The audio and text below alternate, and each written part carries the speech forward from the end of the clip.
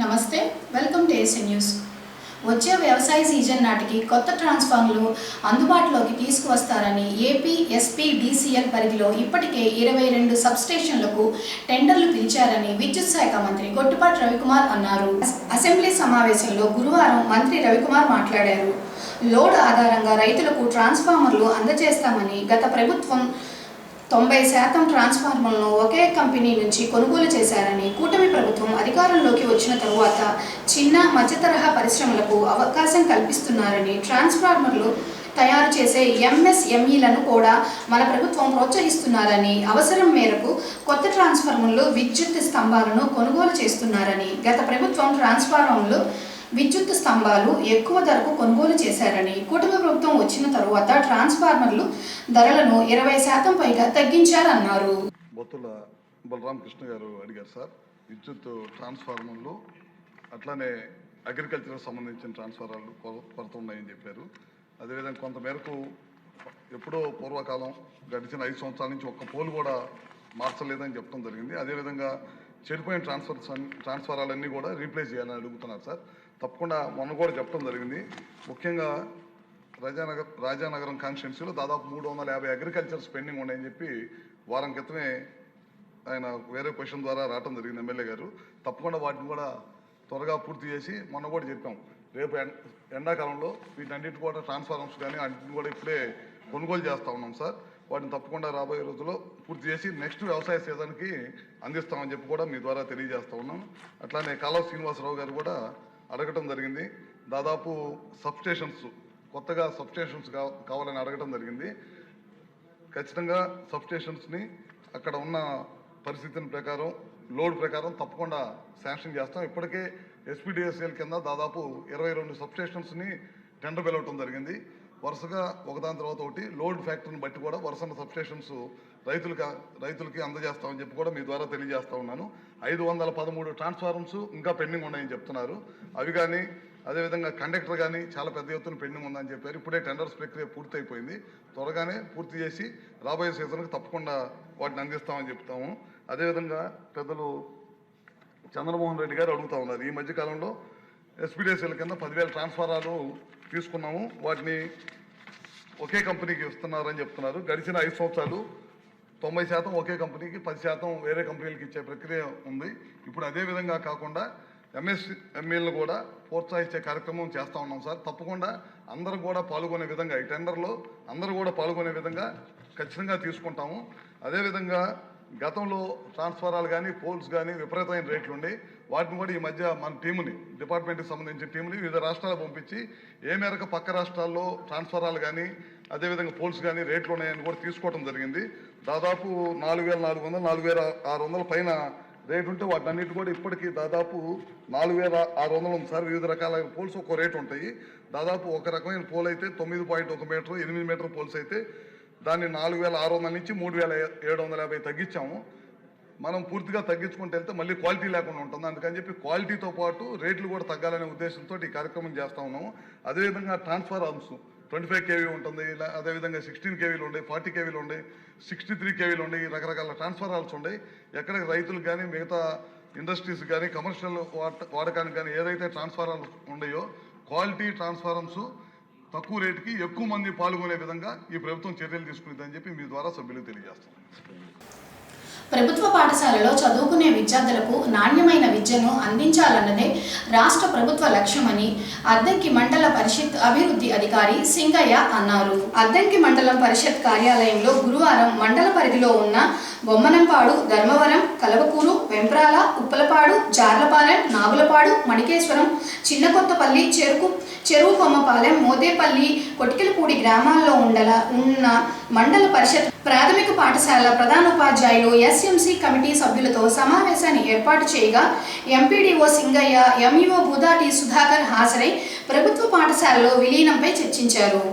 ఎక్కడ ఉన్న పాఠశాలలు అక్కడే ఉంచాలని, పాఠశాలలు విలీనం చేస్తే విద్యార్థులు ఎవరు పాఠశాలలకు రాలేరని ఎస్ఎంసీ కమిటీ చైర్మన్లు ఎంపీడీఓకి తేల్చి చెప్పారు.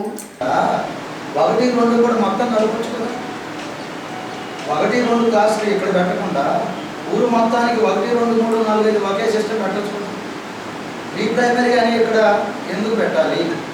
1, 2 ఈ 1, 2 కూడా అక్కడ కలపండి. హలో ఊరు మొత్తానికి మరి అందరూ ఇంగ్లీష్ మీడియంలో పెద్దవాళ్ళు పిల్లలందరూ చదువుకుంటున్నారు. మరి పిల్లవాడిని తెలుగు మీడియం చదువుకోమంటే వాడు చదువుకుంటాడా? చదువుకోడు. అక్కడ ఏదో ఉందనుకుంటాడు. కాబట్టి వీడు కూడా అది టేస్ట్ చేయాలనుకుంటాడు. మరి ఆ విధంగా ఒక్కొక్కరికి ఎడ్యుకేషన్లో వేరియేషన్ ఉన్నప్పుడు అందరినీ ఒక మాట నమ్మమంటే ఎలా నమ్ముతారు? పోనీ ఈ సిస్టమ్ చేసినందువల్ల ఊళ్ళో పిల్లలందరూ ప్రైవేట్ స్కూల్కి రాకుండా అదే స్కూల్కి బాండ్ అవుతారా?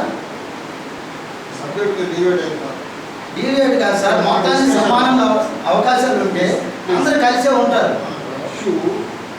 ఇప్పుడు పలానా కమిటీ చెప్పింది ఈ విధంగా ఉండాలని అనేది ఏమైనా ఉందా? ఈ ప్రభుత్వం వస్తే ఒక రకంగా మార్చింది, ఆ గవర్నమెంట్ వస్తే ఇంకొక రకంగా మార్చింది. అదే సార్,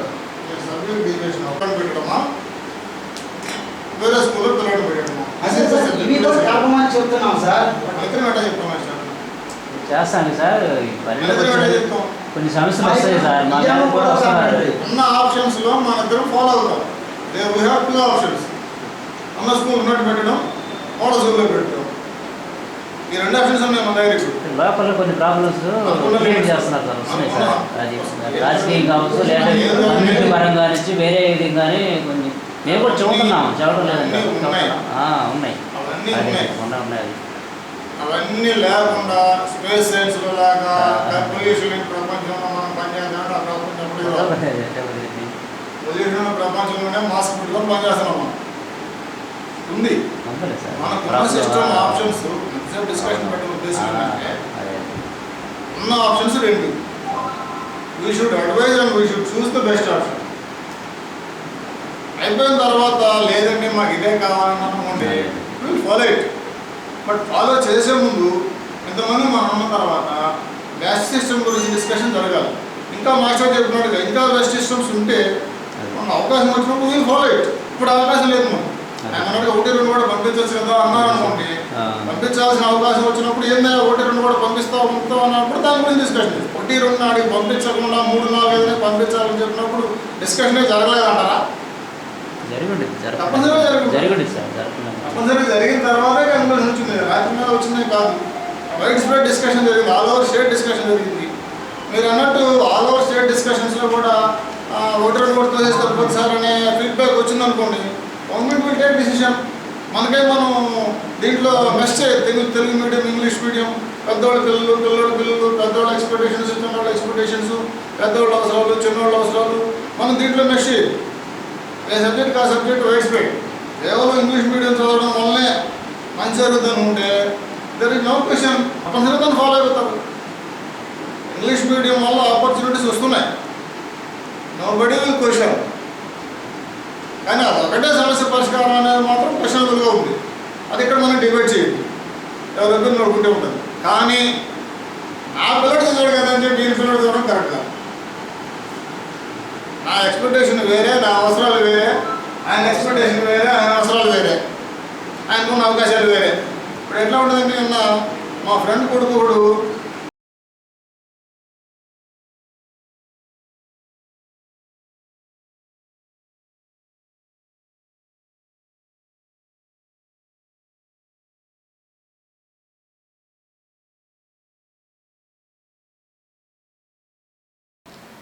గుండ్లకమ్మ ప్రాజెక్టు ముంపు గ్రామమైన మణికేశ్వరంలో నిర్వాసితులకు ఉన్న సమస్యలు అన్నీ వీలైనంత త్వరగా పరిష్కరించే విధంగా కృషి చేస్తారని గుండ్లకమ్మ ప్రాజెక్ట్ ప్రత్యేక డిప్యూటీ కలెక్టర్ విజయజ్యోతి అన్నారు. అద్దంకి మండలం మణికేశ్వరం గ్రామంలో ఆమె పర్యటించారు. నిర్వాసితులతో సమావేశమై పునరావాస కాలనీలలో ఇళ్ల స్థలాలు కేటాయింపు, R&R ప్యాకేజీ గురించి అడిగి తెలుసుకున్నారు. వీలైనంత త్వరగా వారి సమస్యలు పరిష్కరిస్తారని హామీ ఇచ్చారు.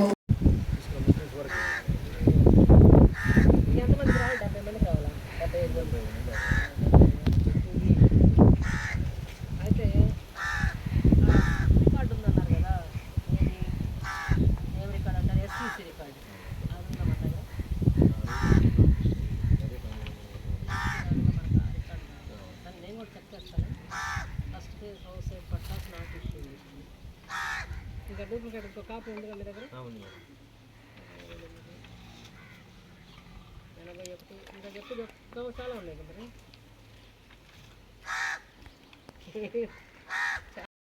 మన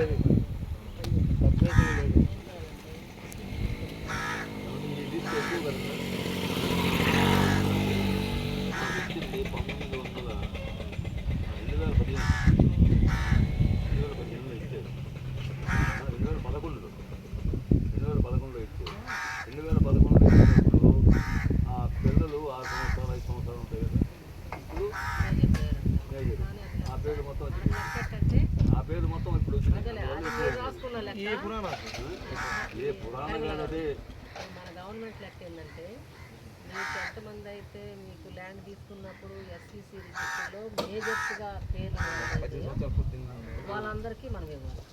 ఆ లిస్ట్ ఎంతమంది ఆ తర్వాత పుట్టిన ఇప్పుడు మేజర్స్ అయిన వాళ్ళు కాదు, ఇప్పుడు మేజర్స్గా సర్వే ప్రకారం ఎవరైతే ఆ లిస్ట్ మీ దగ్గర ఉండాలి. డూప్లికేట్ ఉంది అది ఎట్ల దగ్గర ఉన్నాయి, వాళ్ళు అడిగినా అవ్వలేదన్న. ఇంకా ఈ కాకుండా ఇంకా ఓసీస్ ఉన్నారా? ఈ లిస్ట్ కాకుండా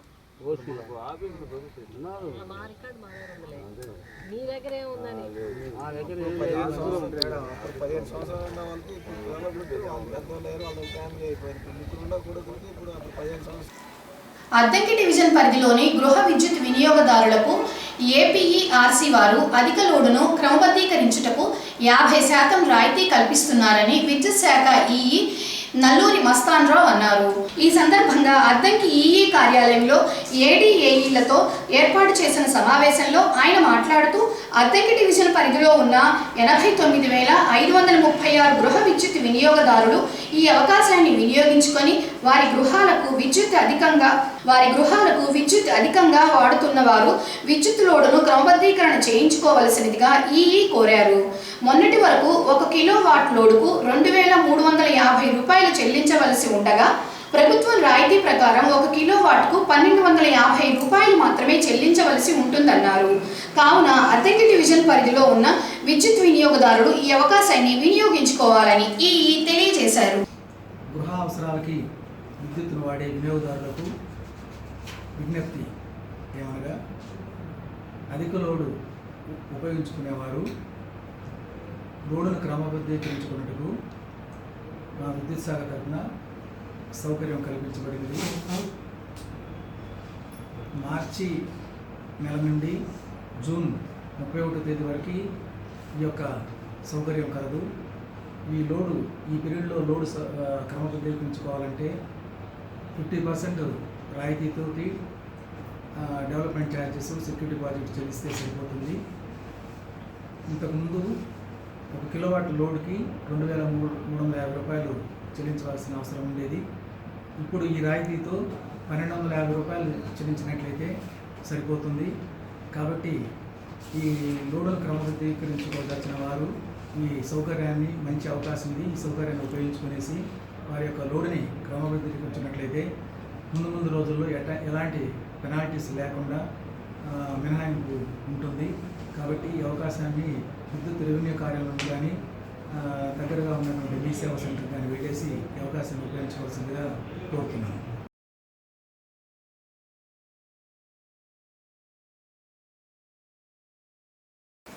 ప్రభుత్వం మిర్చికి మద్దతు ధర 21,000 ప్రకటించాలని ఆంధ్రప్రదేశ్ కౌలు రైతు సంఘ రాష్ట్ర ప్రధాన కార్యదర్శి జమలయ్య రాష్ట్ర ప్రభుత్వాన్ని డిమాండ్ చేశారు. సంతమాగులూరు మండలంలోని ఏల్చూరు, కొమ్మాలపాడు గ్రామాల్లోని మిర్చి పంటలను పరిశీలించి కల్లాల్లోని ఉన్న మిరపకాయలను చూసి రైతులను అడిగి తెలుసుకున్నారు. ఈ సందర్భంగా జమలయ్య మాట్లాడుతూ క్వింటాకి ఎండుమిర్చి ధర 21,000 ఇచ్చి రైతును ఆదుకోవాలన్నారు. 11,781 రూపాయలు ప్రకటించడం దుర్మార్గం అన్నారు. 3 నెలల నుంచి కాలయాపన చేసి క్వింటా మిర్చి కూడా కొనుగోలు చేయలేకపోయారన్నారు. రాష్ట్రంలో ఈ సంవత్సరం సుమారు 5 లక్షల ఎకరాల్లో మిర్చి పంట సాగు చేశారని, దళారులు, వ్యాపారస్తులు కుమ్మక్కై రైతులను దోచుకున్నారని ఆవేదన వ్యక్తం చేశారు. కేంద్ర ప్రభుత్వం, రాష్ట్ర ప్రభుత్వం దీనిపై చోద్యం చూస్తున్నారని మండిపడ్డారు. ఈరోజు ఆంధ్రప్రదేశ్ కౌలు రైతుల సంఘం ఆధ్వర్యంలో బాపట్ల జిల్లా అద్దంకి నియోజకవర్గంలోనే సంతమాగులూరు మండలంలో కొమ్మాలపాడు, ఎల్చూరు, సొంతమాగులూరు అడ్రోడ్డు ప్రాంతాల్లో ఉన్నటువంటి గ్రామాలని పర్యటించి అక్కడ మిర్చి పండించినటువంటి రైతుల్ని మేము అడిగాము. ఈ ఎంత ఎకరానికి మిర్చి పండించడానికి ఎంత ఖర్చు అవుతుంది, మార్కెట్లో కింటా మిర్చి ఎంత కొనుగోలు చేస్తూ ఉన్నారు, ప్రభుత్వం మిర్చి రైతులను ఆదుకోవటానికి ఇప్పటి వరకు తీసుకున్నటువంటి చర్యలు ఏమిటి, మీరు పొందుతున్నటువంటి లబ్ధి ఏమిటి అని చెప్పేసి వివరాలు అడిగాం. దాదాపు మిర్చి పంట మార్కెట్కి వచ్చి 2 నెలలు పూర్తవుతూ ఉంది. రాష్ట్ర ప్రభుత్వం మేనమేషాలు ఎక్కేస్తుంది తప్ప మిర్చి పండించే రైతుల్ని ఆదుకోవటానికి ఇప్పటి వరకు ఎటువంటి చర్యలు తీసుకోలేదు అని చెప్తా ఉన్నారు. ఈ ప్రాంతంలో ఎకరం మిర్చి పండించాలంటే సుమారు 2,52,000 రూపాయలు ఖర్చు అవుతుంది. ఎకరానికి కౌలే 40 నుంచి 50,000 రూపాయలు ఖర్చు అవుతుందని చెప్తా ఉన్నారు. ఒక కింటా మిర్చి పండించడానికి సుమారు 19,200 రూపాయలు ఖర్చు అవుతుందండి. కానీ ఈరోజు కళ్ళాల్లో పొలాలను చూస్తే 9,000, 10,000 రూపాయలు కూడా కొనుగోలు చేసే దిక్కులేని పరిస్థితి ఏర్పడింది. మేము ఇక్కడ మిర్చి మార్కెట్కి తీసుకెళ్తే గుంటూరుకి దాదాపు కింటాకి 1000 రూపాయలు రవాణా ఛార్జీలు అవుతూ ఉన్నాయి. అక్కడ 450 రూపాయలు వివిధ కమిషన్ల పేరుతో దోపిడీ చేస్తున్న పరిస్థితి కనిపిస్తూ ఉంది. మరి కళ్ళాల్లో కొనేవాళ్ళు లేరు, పొలాల్లో పరిశీలించేవాళ్ళు లేరు.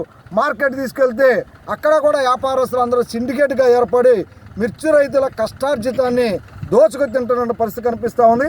ఇటీవల కాలంలో రాష్ట్ర ప్రభుత్వం, కేంద్ర ప్రభుత్వాలు కలిపి మిర్చి రైతులను ఆదుకోవడానికి కోసం ధరల వ్యత్యాస పథకాన్ని మేము ప్రవేశపెడుతున్నామని చెప్పారు. అసెంబ్లీలో కూడా అచ్చెన్నాయుడు గారు అనేక మాటలు చెప్పారు. కానీ మాటలు కోటలు దాటుతున్నాయి తప్ప చేతల గడపలు దాటున్నటువంటి పరిస్థితి కనపడతా ఉంది. వాళ్ళు కేంద్ర ప్రభుత్వం, రాష్ట్ర ప్రభుత్వాలు కలిసి నిర్ణయించింది ఏంటంటే ఒక కింటా మిర్చి ఉత్పత్తి చేయడానికి దాదాపు 19,200 రూపాయలు ఖర్చు అయితే కేంద్ర రాష్ట్ర ప్రభుత్వాలు నిర్ణయించింది కేవలం 11,871 రూపాయలు ఖర్చు అవుతుంటున్నారు. దీనివల్ల చాలా నష్టపోతారు. ప్రభుత్వం రేటు నిర్ణయించిన తర్వాతే వ్యాపారస్తులు మరింత ధర తగ్గించి రైతుల యొక్క పంటని తక్కువ రేట్లకి కొనుగోలు చేసి అధిక లాభాలు గడించడానికి ప్రయత్నాలు చేస్తూ ఉన్నారు. కనీసం పట్టించుకునే నాదుడే మార్కెట్లో కానీ గ్రామాల్లో కానీ కనపడతలేదు. కేంద్ర రాష్ట్ర ప్రభుత్వాలు ఆడుతున్న నాటకాలు కట్టబెట్టి ఇప్పటికైనా మిర్చి పండించినటువంటి చిన్న సన్నకారు కౌలు రైతులకి కనీసం ఖర్చులను రావాలంటే కింటా 21,000 రూపాయలకి కొనుగోలు చేయాలని చెప్పేసి, అదేవిధంగా మిర్చి పండించే ప్రాంతాల్లో కొనుగోలు కేంద్రాలు ఏర్పాటు చేసి ఎస్సీ వర్గీకరణకు వ్యతిరేకంగా రాజు వరంజన్ మిశ్రా 1 మ్యాన్ కమిటీ సిఫారసులను రద్దు చేయాలని కోరుతూ అద్దెకి పట్టణంలోని స్థానిక బంగ్లా రోడ్లోని డాక్టర్ బిఆర్ అంబేద్కర్ విగ్రహం వద్ద మాల మహానాడు మాల ఉద్యోగుల కమిటీ ఆధ్వర్యంలో నిరసన కార్యక్రమాన్ని నిర్వహించారు. ముందుగా వారి డిమాండ్స్ మీద నినాదాలు చేస్తూ నిరసన తెలిపారు. ఈ సందర్భంగా మాల మహానాడు అధ్యక్షులు కిరణ్ కుమార్ మాట్లాడుతూ రాజ్యాంగ విరుద్ధమైన ఎస్సీ వర్గీకరణను రద్దు చేయాలని, జాతీయ ఎస్సీ కమిషన్ అనుమతి లేకుండా రాష్ట్రంలో వర్గీకరణ మీద 1 మ్యాన్ కమిషన్ ఏర్పాటు చేసి 2 నెలల్లోనే రిపోర్టు ప్రభుత్వానికి అందజేయడం జరిగిందని, ఎస్సీలలో 59 ఉపకులాలు ఉంటే వారి ఆర్థిక, సామాజిక, రాజకీయ పరిస్థితులను పూర్తిగా అధ్యయనం చేయకుండా రాష్ట్రం మొత్తం పర్యటించకుండా అనుకూలంగా రిపోర్టు ప్రభుత్వానికి ఇచ్చారన్నారు. సామాజిక న్యాయం చేసామని చెప్పి కొంతమంది చెబుతా ఉన్నారు. సామాజిక న్యాయం కాదు, ఒక కులానికి అనుకూలంగా మరో కులానికి అన్యాయం చేసినటువంటి సంగతి జరుగుతూ ఉంది. ఎందుకంటే ఈ రాష్ట్రంలో అత్యధిక జనాభా 80 లక్షల పైన ఉన్న మాల సామాజిక వర్గానికి అన్యాయం చేస్తా ఈ వర్గీకరణని 1 man commission Rajiv Ranjan Mishra committee సిఫార్సుల్ని అమలు చేస్తూ అసెంబ్లీలో కూడా కేబినెట్ ముందుకు తీసుకురావడం జరిగింది. ఎందుకంటే జాతీయ కమిషన్ అనుమతి లేకుండా ఇంతవరకు కులగణ జరగకుండా 2011 జనాభా లెక్కలతోటి ఇప్పుడు చేస్తా ఉన్నారు. ఎందుకంటే 2011 ఇప్పుడు 2025లో ఉన్నాము. ఇంతవరకు జనాభా ఎంతో తెలుసలేదు, ఏ కులానికి ఎంత జనాభా ఉన్నారు, జనాభా ప్రతిపాదన ఆ బడ్జెట్ నిధులు కేటాయించడం, రిజర్వేషన్ కూడా ఈ 15 నుండి 20% పెంచాలని చెప్పి మేము కోరుతా ఉన్నాము. అందుకని షెడ్యూల్ క్యాస్ట్ లో ఉన్న 59 కులాలు కూడా సమన్వయం ఏ విధంగా చేయాలో చెప్పకుండా కేవలం వాళ్ళకు అనుకూలమైన కమిటీ ద్వారా రిపోర్ట్ రాపించుకొని కొంతమందికి అనుకూలంగా కొంతమందికి వ్యతిరేకంగా ఈ రిపోర్ట్ ఉంది. కాబట్టి మేము తీవ్రంగా ఈ కమిటీ సిఫార్సులను వ్యతిరేకిస్తున్నాము. కాబట్టి ఈ రిపోర్ట్ ని వెనక్కి తీసుకొని కులగణ చేసి జనాభా ప్రాతిపదికన సమన్వయం చేయాలి. ఇప్పుడున్న రిజర్వేషన్లో 15 నుండి 25% పెంచాలని చెప్పి ఈ సందర్భంగా డిమాండ్ చేస్తా ఉన్నాము. సామాజిక వర్గానికి సంబంధించిన వారు దీనికి కావాలని చెప్పేసి కుట్రపూరితంగా కూడా ఇప్పుడు పార్లమెంట్లో బిల్లు ప్రవేశపెట్టకుండా తీసుకెళ్ళి వాళ్ళంతటా వాళ్ళే సుప్రీంకోర్టు తీర్పు ఇవ్వడం జరిగిందనమాట. ఏ అంశమైనా సరే భారతదేశంలో జరిగే అంశము రాజ్యాంగపరంగా ఏం జరగాల, ఒక అంశాన్ని వాళ్ళు ప్రవేశపెట్టేటప్పుడు, ఒక అంశాన్ని వాళ్ళు అమలుపరిచేటప్పుడు పార్లమెంట్లో బిల్లు ప్రవేశపెట్టాలి. ఓకేనా? పార్లమెంట్లో బిల్లు ప్రవేశపెట్టిన తర్వాత అది ప్రజలకి అమలుపరచాలి. రాజ్యాంగబద్ధమైన అది హక్కు అనమాట. అలాగా చేయకుండా ఏం లేకుండా ఇప్పుడు డైరెక్ట్గా సుప్రీంకోర్టు ఇచ్చేసింది. ఇచ్చినప్పుడు దాన్ని ఎలా చేయాలా, పూర్తిగా కులగణన చేసి ఎవరెవరు ఎంత ఉన్నారు ఏందని చెప్పేసి చూసి చేయాలా. అలా కాకుండా 1 man కమిషన్ రాష్ట్రం మొత్తం కూడా 2 నెలలు 3 నెలలు రాష్ట్రం మొత్తం పరిశీలించకుండా ఏదో ఒక 5-6 జిల్లాలు, ఒక 10 జిల్లాలో వెళ్ళి అక్కడ వాళ్ళకి అనుకూలమైనట్లుగా కమిషన్ ఏర్పరిచి పూర్తిగా మాలలకు వ్యతిరేకంగా ఈ కమిషన్ తీసుకురావడం జరిగింది అనమాట. ఇప్పుడు మన రాష్ట్రంలో ఉన్న ఇప్పుడు విభజించబడిన జిల్లాల ప్రకారంగా 23 జిల్లాల ప్రకారంగా వాళ్ళు కమిషన్ వాళ్ళు జరిగించలేదు. అలా చేయకుండా ఏం లేకుండా వాళ్ళు ఇష్టం వచ్చిన కాడ వాళ్ళకి అనుకూలంగా ఉన్న కాడ 1 man కమిషన్ జరిగించి తప్పుడు లెక్కలు తీసుకొని వెళ్ళి రిజర్వేషన్ మేము వర్గీకరణ చేస్తామని చెప్పేసి జరగడం జరిగింది. ఆ చేయటం కూడా ఉన్న దాంట్లో ఏదో కొంచెం మనకేదో వాళ్ళు ఏదో చేసినట్టుగా కొంచెం అట్లా రుచి చూపించి 7% ఇస్తామని చెప్పేసి చేయడం జరిగిందనమాట. అలా కాకుండా ఇప్పుడున్న లెక్కలు సరైన లెక్కల ప్రకారంగా చేయాలని చెప్పేసి మేము మాలమహానుడి తరఫున కోరుకుంటున్నాం. అలాగనే వాళ్ళు రిజర్వేషన్ని అలా చేసినప్పుడు చేశారు. 25% పెంచి చేయండి. అన్ని జాతులకు కూడా ఇప్పుడున్న ఏబీసీలకు కూడా న్యాయం జరిగిద్దని చెప్పేసి మేము ఈ సభాముఖంగా తెలియపరుస్తున్నాం. అలా చేయకుండా ఏం లేకుండా ఏదేమని చెప్పేసి వాళ్ళ ఇష్ట ప్రకారంగా చేసి ఇచ్చేస్తే గతంలో వాళ్ళు చేసినప్పుడు ప్రభుత్వాలకి ఎంత అన్యాయం జరిగిందో వాళ్ళు గుర్తు పెట్టుకోవాలా, గుర్తు చేసుకోవాలా. ఏఎస్ఎన్ న్యూస్ ఇంతటితో సమాప్తం. నమస్కారం.